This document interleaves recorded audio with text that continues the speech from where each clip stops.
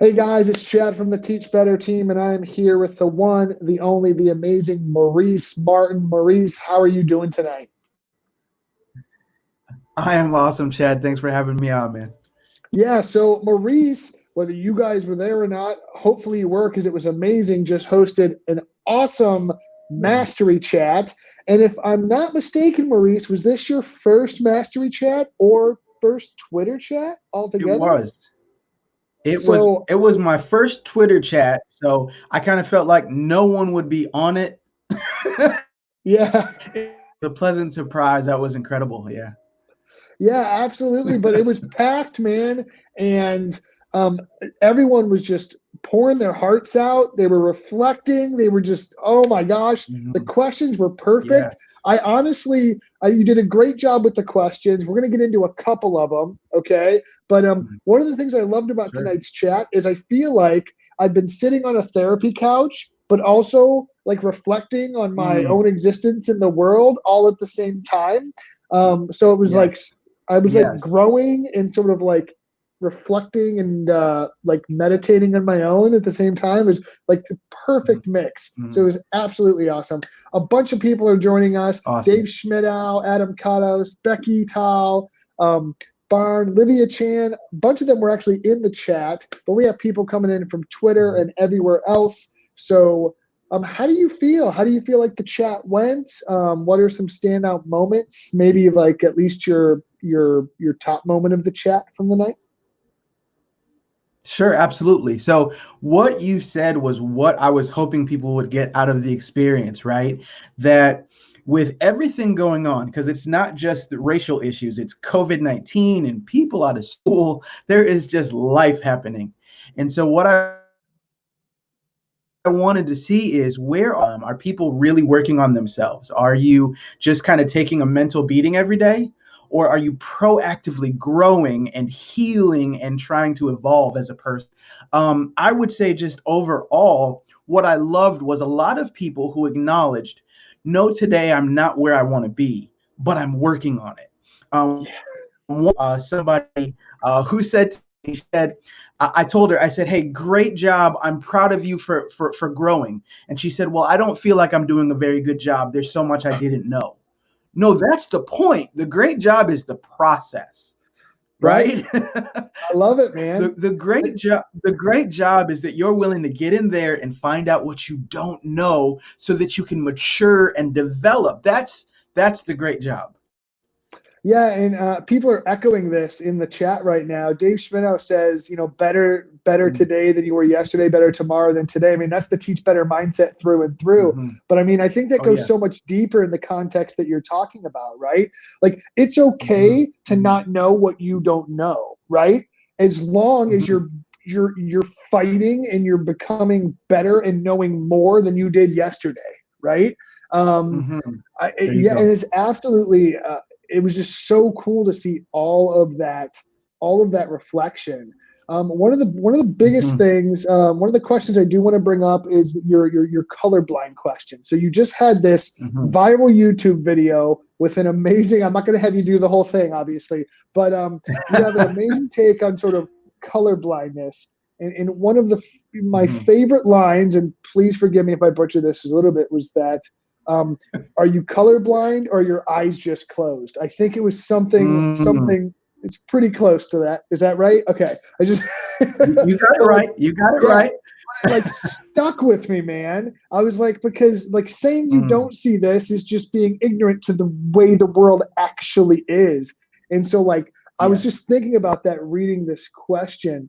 Um, so I'd like for you to go into that like just a little bit. So the question was, sorry, I'm just pulling it up real quick.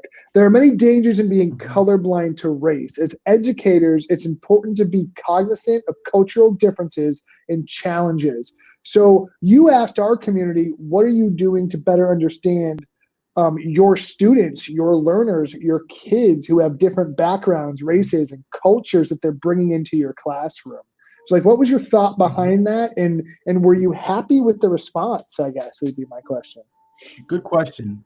Good question. So, the first part is there are so many people when they say that they're colorblind, it's actually a very well intentioned statement. What they're Yeah. trying to say is, I just see people, I just love people, I give my best to people. And so it's important for us to understand that sometimes the best intentions are not actually the best thing for the kids or the best thing for relationships. And so this is, a lot of people I saw, I saw at least 3 people said that was a gut punch. And so Yeah. it's the moment where you realize, oh gosh, I have been trying so hard to do the right thing, and maybe the right thing was right for me, but not right for the person I was going towards, right? So, what I wanted to point out in that question was, first of all, I wanted everybody to know being colorblind is not the best thing. To be color Right. aware, who it is that's in front of you, what is different about their life that could pose either challenges in the classroom, challenges when they leave the classroom, what are the cultural dynamics they walk into when they go home, how do they view success versus failure, how are they set up to fail differently or set up to succeed differently. There are so many dynamics that go into these things, and really, this goes beyond race, if we're being honest. In a classroom, the Yeah. socioeconomic status of your different students, depending on where you are, you can be in the middle of just complete opposites, right? Yeah. And 100%. knowing who you're in front of, you can't just say everything is the same. No, some Right. kids have more trauma, more abuse, more struggle. And so the answers that I saw were actually great. I saw a lot of people saying, I didn't realize this was a problem, but recently it was brought attention, and here's how I'm working on it. So it seemed like me saying it wasn't the first time they've heard it. That's a good thing. That's a start. It means people are talking and there's more conversations. Chad, if I'm being honest, I give so much credit to these issues to COVID-19. I mean, the reality is that it's like life pause, Silver right? linings. And so everybody would, you're right, normally be hustle and bustle and end of the school year and graduation and all these things. And everybody was like, yo, I'm sitting at home. And in Yeah. that climate, when some of the things that have happened before happened again, suddenly. Yeah. I mean, we absolutely had the time to reflect. So much awesomeness Mm-hmm. just happened that I'm going to try to kind of like just bullet point it real quick. So like the first thing just Mm-hmm. about, color blindness for sure. Like I remember even growing up, like hearing people say that, like it was just like the epitome of moral, like high ground, right? Like, oh, I don't see. And Mm-hmm. then, but you're literally devaluing the existence and the what makes a person who they are, right? And for us to do that for Mm-hmm. our students is such a disservice to them. One of the most common things I tell teachers is your job is to teach the kids you have, not the ones down the street, not the Mm. ones down the road, not the Wow. ones that you had in your own school, right? So if you want to sit here Good. and complain about so and so's this or that, or I can't believe they act this way or that way, like those are the kids you have. Those are the kids you have to teach. Mm-hmm. So Right. I think that goes hand in hand. You have to know your students to teach them because kids don't learn from people Mm-hmm. they don't like. Yes. Yes. like Or who period. don't, or who don't understand them, or who don't understand 100%. them. Yeah. So if you don't know who you're talking to or who you're teaching or who you're connecting with, how are you ever meant Mm-hmm. to make that connection? That's absolutely, Mm-hmm. absolutely true. And I think some of that reflection definitely came out in the chat tonight. So I'm so glad you kind of brought that to the surface. Yeah. Um, there was Mm-hmm. one comment that I'm thinking about, and I don't know if you saw it, but there was someone who grew up as a white person as the minority in a black community, and they Oh, I said that saw it. they I saw it. I yeah. did. And it was like this. I even commented back to her. I said, like, thank you for being so transparent and reflective about this. Like, Yes. this is a really unique Yes. perspective, right? And it was just really like awe-inspiring that, like, wow, the fact that you could, first of all, say that on a national Twitter chat, like, that's pretty cool. Right. Like, the fact that you're going Like, to admit yes. this, right? Mm-hmm. But second of all, the fact that you're able to acknowledge that now and then move forward, right? And And I and think and that, you know, go ahead. I would even change one word, because I don't think it was even something to admit. I think it was just something Sure. to acknowledge. And the only reason I use a different word is because that's just her reality. She just looked around and everybody had dark skin and it was life. And so now being in the classroom, she has to reapproach it. So it's not something to apologize about. It's just something to grow from and learn from. And I felt like, and this is one thing I do want to say, Chad, I felt like there are a lot of people right now who are just kind of, I don't want to say they're having a pity, those wouldn't, but they're almost feeling like, oh my God, I feel so bad, right? That was Yeah, why I asked yeah, the question about being heavy. Well, it doesn't do a whole lot of good to beat yourself up about what you haven't done before. sure. Just take all that energy and figure out what you can do now. That's the healthiest thing you can do. You don't have to have a pity party or a guilt trip or sit in your feelings. The best thing you can do is say, hey, it's a new day. Let's see what I can do today. I think that's the healthiest response we can have. I think that transcends all of this, though. I think that you can apply that same Yes, concept to any aspect of your to life, right? anything, Like, oh, like I to mean, like to anything. take it completely out of the context of like racial and cultural growth and equitable growth Mhm. and things like that. Like, we all need to do that right now, and that's a focus, and that's under a magnifying glass. But like, even take it out of the context of I've been eating like crap for a week. Like, are you going to wallow in that, Mm, or are you going to eat better right. today? You know what I mean? I Yes. haven't gotten up and Yes. gone for walks. So I'm going to take 10 minutes and go for a morning walk. My schedule feels Mhm. crazy and I can't believe. So I'm going to wake up 30 minutes ahead of time and have some self-reflective time or reading time or me Mm, time. So like I love the scope of that, right? Like during heavy times. mhm. And this happens a ton. This is happening for teachers right now. It's happening for the entire country, honestly. There's a lot of crap going on. We have an entire racial revolution going on. We have an entire COVID pandemic going on. Schools are shut down. We don't know what the fall looks like. It's never been Right. heavier, man. So, so, Right. so like we're Right. sitting here.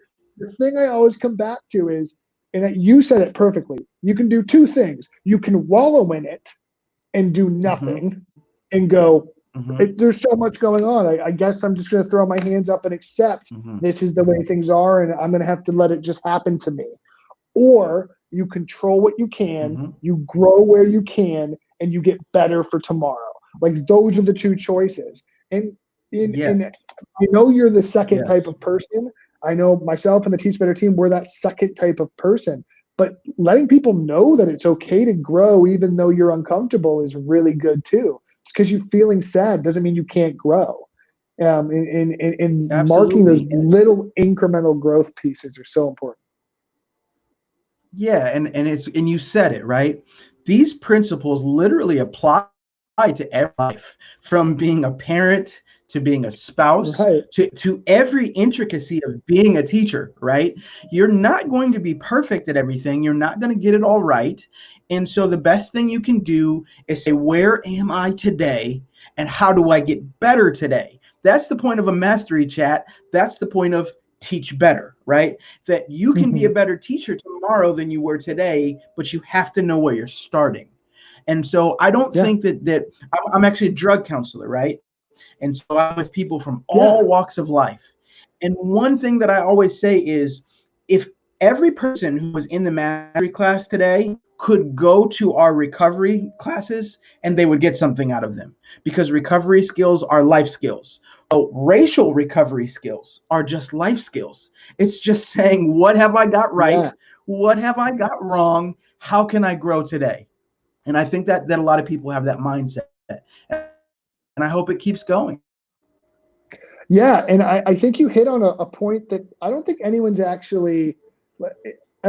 really made that connection as clear as you just did about how the fact that like people have more time to do this work and reflection than they Mm-hmm, ever have before. Right. I mean, mm-hmm. Yes. and you even talked about it in the chat tonight, talking about how people's perspective on race in like the current situation is different now than it might have been before. Like this moment feels Mm-hmm. different, I think, to a lot of people. I think that has Yes. a part of it.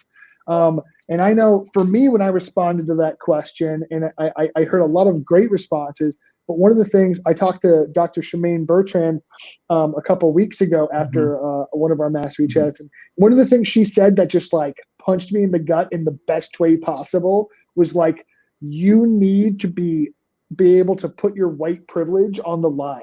Like, this isn't the time to just like Mhm. read a book and grow a little bit. This isn't the time. I'm This gonna isn't be the time. honest. I took a sneak peek at that. Yes, I agreed. I was like, say it, but And yeah, but no joke, man. And it was like the Mhm. best sort of wake up call to me, because it's like, listen, like, um, you know, the Black community has been having this fight on their own for the last 400 years, essentially, right? Well, since the Mhm. inception of this country, and Mhm. like, myself as a white male have been sitting here going, yeah, that's really sad. I can't believe that, and like but like, have I laced up and walked next to people? Have I raised my voice? Have I Mm, put my mm, privilege on the line? And like, mm. right now, that is the least amount I need to do, right? Like, that's kind of how I Right. see it. And if you're not doing Yeah, that, if you're not, yeah, go ahead. I was just gonna say I saw something on Facebook, and it was just a little graphic, but it said everything to me. For anybody who hasn't seen this, pretend that I said it and I created it. Okay, it is Hashtag no not time. white people against black people. Right. This is not what we're talking about. It's everybody Right. against racism. Yes. Okay, it's 1,000%. everybody against hatred. Everybody against systematic equality. It's not black people against other people. It's we're supposed to be Right. fighting together to stop inequality. And so everybody has a role in that. And we can't be the only ones fighting it. It's not just enough for the black people to champion it, okay? Because we can do that. But here's reality. And this is a hard thing I'm about to say, but it's true. There's not a great way for black people to protest. Right. Okay, we can kneel. They're like, don't do it that way. We can march peacefully. Don't do it that Yeah. way. We can march and throw things. Don't do it that way. We can type stuff on Instagram or Twitter, and people say, I wish you guys would stop bringing this stuff up. There's not really a way that we can bring things and bring awareness that doesn't offend someone. And so the It's a great reality point. is that everybody together has to be talking. So now it's no longer taboo, and it's not a Yes. secret, and we that's how you solve things. Is you 100%. call a spade a spade. You say, what are we really discussing here?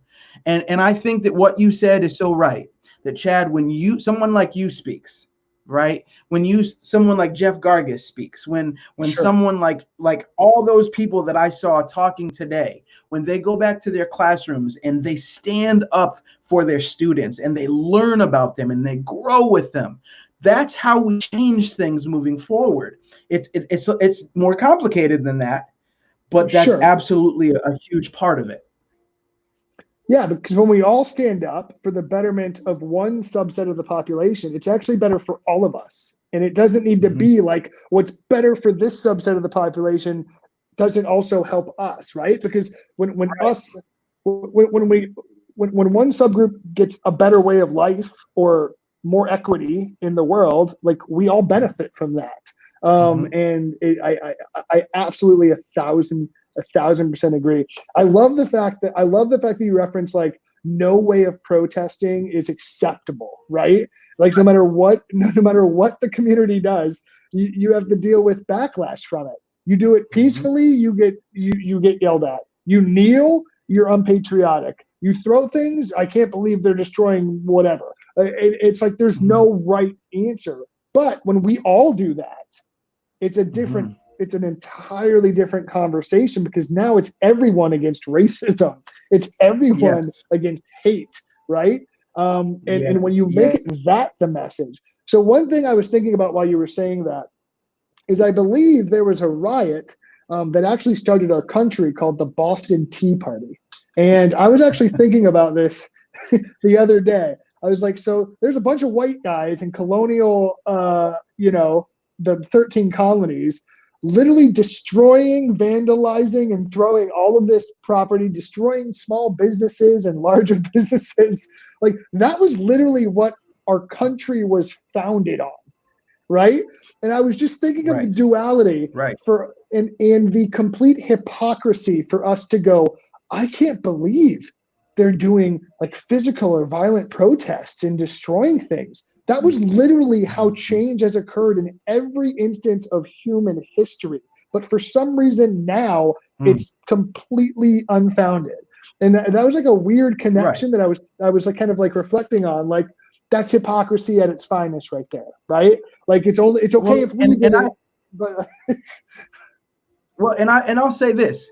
I don't want anybody to think my statement was saying like it's a good thing for the looting and vandalism and no, burning no, no, down no. city. I mean, that's never a good thing. Of Right. course So I not. just Of want to course make sure not. that nobody walks away with thinking that. But Thanks for here's covering that reality. for Oh yes, because somebody could walk away like, oh my God. Here's a huge thing. Everybody today, when you go on your Twitter, your Facebook, and something happens, you see a whole lot of people quoting Dr. Martin Luther King. Okay, go back to the 1960s and read articles. They did polls back then, and everybody there was so many people back then who thought that their protests were unnecessary, uncalled for. They weren't that there should have been a different way that they approached things. But we look at the history of it and we see how appropriate those things were. And so it's just important for us to understand again, if we don't talk about the protests at all, if you just talk about me as a black man going to my Facebook and posting something about what I think about racial inequality, I'm telling you right now, there are people who are my Facebook friends who get offended and say, why do we have to keep talking about race? Why is race an issue? They will post some random quote that they see from a famous celebrity that says, well, I don't think we should talk about race. Ah, there's the proof. Okay, that is not the proof. That's the proof that's that person's opinion. The reality is that we have a country in some turmoil that we need to solve. And so it is just appropriate to understand that no matter how you feel about any form of protest or whatever types of protest we're discussing, at the end of the day, people have to be uncomfortable to see that there's a problem. And usually when you don't get uncomfortable, when you don't have a reason to look at something differently, you never will. That's a harsh reality, but a reality. for sure, man, for sure. Well, I don't want to keep you all night, so I want to start kind of wrapping this up. But obviously, before we end this conversation, I could literally listen to you talk all night. And if you want Maurice to talk, he is a part of the Teach Better Speakers Network, so you can actually bring him to your school, business, wherever you want, and he would love to share that message with you guys. But I would, or messages that have nothing to do with this topic. yeah, absolutely. He has a wealth of knowledge beyond this topic, believe me. Absolutely, absolutely. And messages that resonate with school age kids throughout the entire country. But in terms of this topic, in terms of this conversation, as we kind of close this out, what would be kind of like your parting message? So as people are going to bed tonight, as they're kind of reflecting on how the chat went, maybe they're listening to this or they're scrolling through this Twitter chat. What's one thing? Because what I never want people to do is go, oh my gosh, how do I fix all this tomorrow? Right? Like, and we talked a lot about that.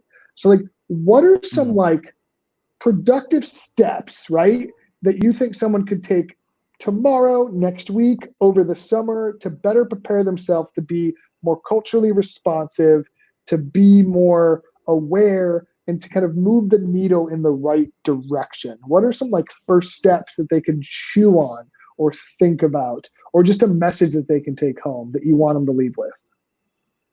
Great question. So I would start with kind of a big statement, and then I'll drill it down. Don't try to Sweet. change the situation. Work on changing you. That's where it starts, right? So the more you can just grow in knowledge. There was a lot of people saying, I'm reading books. I know Teach Better literally just put out a huge list of We did. sites you can go to, books that you can read, resources that you can obtain, right? And so start with trying to understand what you don't know and just moving slow, reading books, watching documentaries, having healthy conversations with people that you know. It starts with you. And so as the more that you become informed and aware and healthy, that's the thing, because right now, let's be honest, some people are overwhelmed, angry, stressed, frustrated, scared. There's so many emotions we're feeling. And so if I'm unhealthy and I'm trying to learn things that I don't know, it's going to be very hard for me to affect change. The Yeah. greatest thing I can do is to work on me tomorrow. Say, am I healthy? Am I okay? You start there. Then you say, what is okay? And you just little by little incrementally. And once you're in a more healthy place and in a more well-informed place, now I have the ability to be a voice of change for my students, for my administration, for my city, for my state, you name it, right? It starts with you and just figuring out, what do I need to do today to be better, stronger, smarter, wiser? I think that it all boils down to that. It's an individual journey for every person. And if there's a way I can help you, hit me up on Twitter, hit me up online. I'd be more than happy to be a help for you, or for your people at your school, your other teachers. But yeah, I think that that's where it starts, Chad. I really do. Dude, I love that, man. You can't help others. You can't pour from an empty vessel, right? There you I go. mean, and if you're not, and I can totally feel like you help people who are struggling, like, Mm, because I feel like mm, that same advice would probably work with some of the people that you work with on a daily basis absolutely. at your day job. So, Mm, like, fill your own bucket before you pour out for others. Grow yourself, yes. focus on you and how you can be better. Man, I can't top that. I'm Hmm. not even going to try. Okay. Um, because you are fantastic. Our entire audience is Thank you clamoring so for much. more Maurice Martin. And I think we need to talk after this to figure out how to make more Maurice Martin happen in any Sure. way we possibly can. Maurice, I Hmm. truly appreciate you spending some time after this ridiculously busy chat tonight. You did a fantastic job. Thank you so much for your time. I'm going to end this broadcast now, but have an amazing night, everybody. Maurice, thank you so much for your time. You were absolutely awesome. Have a great night, everyone. Thank you for having me.